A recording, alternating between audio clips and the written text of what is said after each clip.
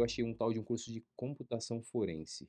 E aquilo, eh, quando a gente fala de computação forense, todo mundo fala, uau, CSI. É, É aquela exato, né? coisa mágica, Policial, né? né, policial. Em 40 minutos de episódio você descobre o caso mais complexo do mundo, né? E quando foi nessa época, era a referência que eu tinha também, mas eu falei, computação forense tem um viés investigativo, né, de entender o que acontece por trás das coisas. Eu tive essa oportunidade, à época iniciei a pós-graduação no Mackenzie, né? E para mim também foi uma excelente oportunidade. Por quê? Porque ali no curso, à época, eu conheci alguns dos principais nomes do mercado na área de computação forense e Aham. de segurança cibernética também. Então, fui muito premiado em ter aula com grandes referências do mercado. Inclusive, foi um momento em que muitas dessas referências, professores com os quais eu conectei, eles me deram as primeiras oportunidades de mergulhar 100% na área de segurança. Aham. Então, é uma primeira coisa que eu sempre falo na minha carreira de professor, eu falo muito para os meus alunos, estejam conectados com os professores.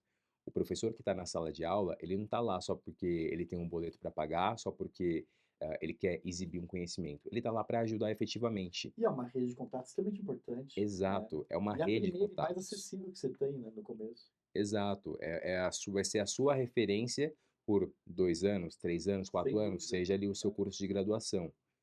Então, para mim foi uma excelente oportunidade. Fiz a pós-graduação durante 2 anos no Mackenzie, e ali eu conheci algumas figuras muito caricatas do mercado. Então, Thiago Bordini, Fernando Carboni, Aham. pessoas que hoje também estão em posições extremamente reconhecidas pelo mercado, e foram as pessoas que me deram as primeiras oportunidades. Mas, obviamente, também porque eu era o típico pentelho de evento e Aham. pentelho das aulas, Estava em né? todas, né? Tava em todas. Você estava realmente afim de fazer aquilo. Eu É tava afim, fundamentalmente é isso, né? tava afim, né? A gente não tinha, em 2014, 2015, não existia a quantidade de eventos online que existe hoje. Sim. Quando tinha um ou outro evento de segurança, era tudo evento presencial. E lá ia eu com a minha malinha, com o meu caderninho, né? Eu sempre tinha o meu caderninho que eu levava para tudo que era evento, e o palestrante falando e eu lá, tomando nota, tomando nota. Por quê? Eu pegava aquilo depois, chegava em casa, meu tempo de estudo, eu ia pesquisar. Ah, ele falou do GitHub, falou de uma ferramenta, falou de uma técnica, eu ia pesquisar muito aquilo.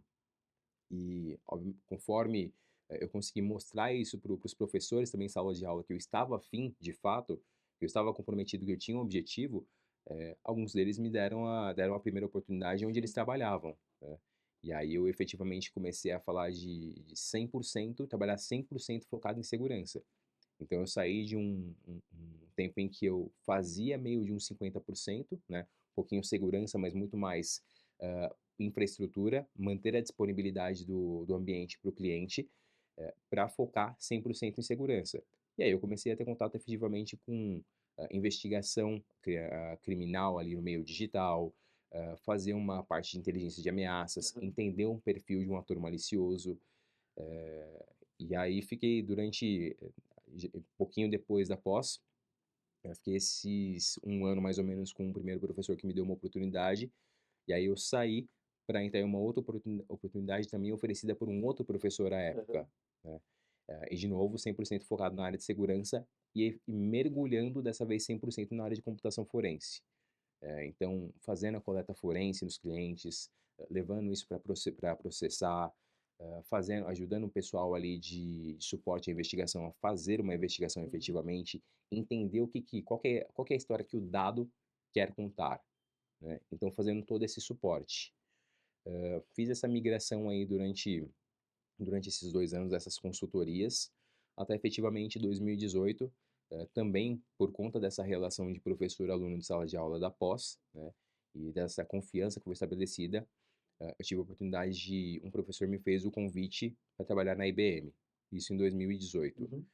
100% também focado na área de segurança, era um time que ele estava desenvolvendo lá na época, e foi um negócio que eu assim, mentalmente eu nunca imaginei que isso poderia acontecer comigo, que era, eu passei a ser parte de um time de elite da IBM.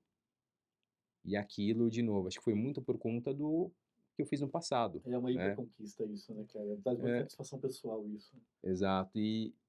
sabe aquele momento que você não consegue parar pra pensar, e aí depois quando você para, acalma, você raciocina, você fala: "Cara, eu tô em um time global de elite, com os melhores caras do mundo".